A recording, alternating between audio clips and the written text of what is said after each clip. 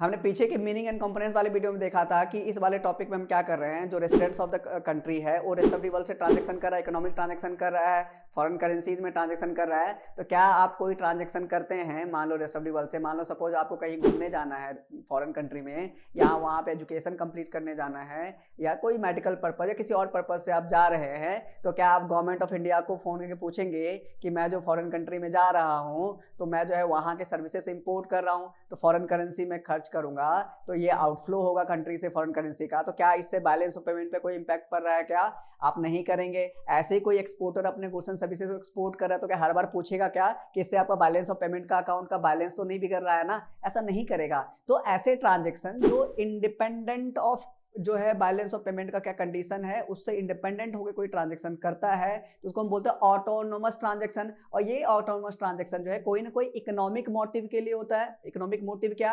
मैं मान लो बिजनेस कर रहा हूं तो मेरा प्रॉफिट मोटिव हो सकता है, आप टूरिज्म के लिए जा सकते हैं, तो आप अपने इकोनॉमिक मोटिव के लिए करते हैं और ये नहीं ध्यान में रखते हैं कि बैलेंस ऑफ पेमेंट अकाउंट का क्या इंपैक्ट पड़ेगा। तो आप बैलेंस ऑफ पेमेंट अकाउंट के बैलेंस के जो कंडीशन है उसके इंडिपेंडेंट होकर सोचते हैं, मतलब ऑटोनोमस सोचते हैं। ऑटोनोमस मतलब होता है इंडिपेंडेंट, बिना किसी के इन्फ्लुएंस में आके अपने खुद के हिसाब से सोचना। तो उसको हम ऐसे ट्रांजैक्शन को क्या बोलते हैं? ऑटोनोमस ट्रांजैक्शन बोलते हैं। वहीं पे अब जो ऑटोनोमस ट्रांजैक्शन आपने किया तो इसके कारण क्या होगा? बैलेंस जो है बिगड़ सकती है, क्योंकि हमने बोला बैलेंस ऑफ पेमेंट अकाउंट एक अकाउंटिंग स्टेटमेंट है और नाम से ही पता चलता है बैलेंस ऑफ पेमेंट है, तो दोनों ही कंडीशन के हिसाब से इसको बैलेंस्ड होना पड़ेगा। मतलब जितना इनफ्लो हो रहा है फॉरेन करेंसी के कंट्री में उतना ही आउटफ्लो हो, तो दोनों बैलेंस रहना चाहिए। लेकिन ऑटोनोमस ट्रांजैक्शन करेंगे तो हो सकता है बैलेंस बिगड़ जाए कि आपका जो बैलेंस ऑफ पेमेंट अकाउंट का क्या होगा? सरप्लस हो सकता है, मतलब इनफ्लो ज्यादा हुआ आउटफ्लो कम हुआ, ठीक है। या डेफिसिट हो सकती है कि मतलब आउटफ्लो ज्यादा होगा इनफ्लो कम हुआ। बैलेंस्ड अगर दोनों ही बराबर है इनफ्लो आउटफ्लो तो बैलेंस होगा, लेकिन ये बहुत कम केस में होता है। तो आपका जो ऑटोनोमस ट्रांजैक्शन कारण जो इम्बैलेंस क्रिएट हुआ उस इम्बैलेंस को करेक्ट करना होगा ना, करेक्ट करना होगा, एकोमोडेट करना होगा, ठीक करना होगा, एडजस्ट करना होगा। तो जो क्योंकि एकोमोडेट कर रहे हो, जो इम्बैलेंस क्रिएट हुआ उसको ठीक करने के लिए जो ट्रांजैक्शन करते हैं उसको हम बोलते हैं एकोमोडेटिंग ट्रांजैक्शन, कि बैलेंस ऑफ पेमेंट अकाउंट के इम्बैलेंस को ठीक करके हम बैलेंस ले आएंगे। अच्छा, किस तरह का बैलेंस है? दो ही तरह का इम्बैलेंस होगा, या तो सरप्लस होगा या तो डेफिसिट होगा। सरप्लस है मतलब इनफ्लो ज्यादा हुआ है, तो बराबर करने के लिए क्या करेंगे? जितना भी सरप्लस अमाउंट है, जितना ज्यादा फॉरेन करेंसी का इनफ्लो हुआ है उसको वहां से निकाल के फॉरेन एक्सचेंज के रिजर्व में डाल देंगे आरबीआई के पास, क्योंकि आरबीआई जो है कस्टोडियन है फॉरेन एक्सचेंज रिजर्व का, तो फॉरेन एक्सचेंज के में आपने डाल दिया।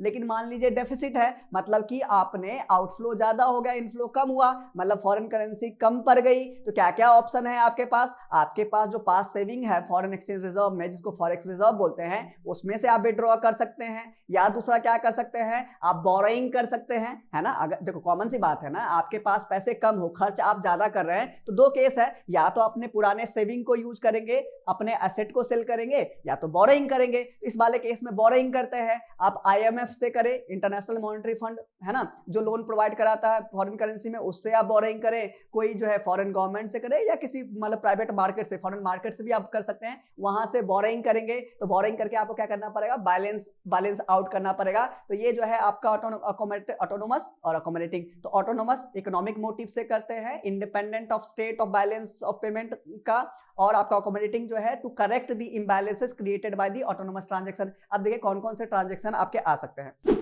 देखो ऑटोनोमस ट्रांजैक्शन में जो है आपका कैपिटल और करंट अकाउंट दोनों का ही ट्रांजैक्शन आ सकता है। जैसे मान लो आप इंपोर्ट एक्सपोर्ट कर रहे हैं, गुड्स का क्या बोलते हैं, सर्विसेज का इंपोर्ट एक्सपोर्ट कर रहे हैं, कोई यूनिलेटरल ट्रांसफर्स वगैरह हो रही है, इस तरह की चीजें तो है क्या बोलते हैं, इसके लिए आप ऑटोमेटिक अपनी इकोनॉमिक मोटिव से कर रहे हैं, इसका आप बैलेंस ऑफ पेमेंट के स्टेटस को देख के नहीं करते हैं, ये ऑटोनोमस है। कैपिटल अकाउंट में क्या करते हैं? जैसे पर्सनल लेवल पे कैपिटल अकाउंट मतलब जो एसेट लायबिलिटीज पे क्रिएट करे, पर्सनल लेवल पे, प्राइवेट लेवल पे जो आप इन्वेस्टमेंट कर रहे हैं अब्रॉड में, या वहां से क्या बोलते हैं हो रहा है, या बोरिंग वगैरह कर रहे हैं, या लेंडिंग कर रहे हैं, तो ये क्या है आपका कैपिटल अकाउंट का है। लेकिन जो है क्या बोलते हैं प्राइवेट है, तो ये आपका उसमें आ जाएगा।